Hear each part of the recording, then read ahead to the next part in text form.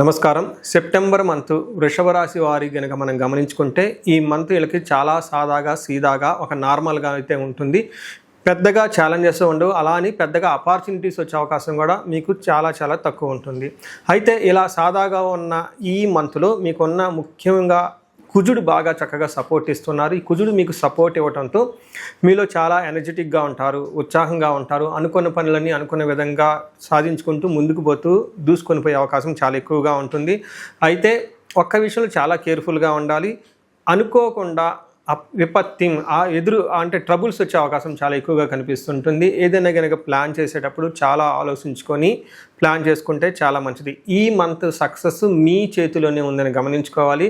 జనరల్గా ఈ టైంలో కొంచెం లేజీగా ఉండటం, అనవసరమైన వాళ్ళతో ఫ్రెండ్షిప్ చేసే అవకాశము, అనవసరమైన వాటికి డబ్బులు వృధాగా ఖర్చు పెట్టే అవకాశం కూడా చాలా ఎక్కువగా కనిపిస్తుంటుంది. అయితే కొంచెం డిసిప్లైన్డ్గా ఉండి కొంచెం ప్లాన్డ్గా ఉంటే ఈ మంత్ని మీరు చక్కగా సద్వినియోగం చేసుకొని ముందుకెళ్ళే అవకాశం చాలా ఎక్కువగా కనిపిస్తుంది.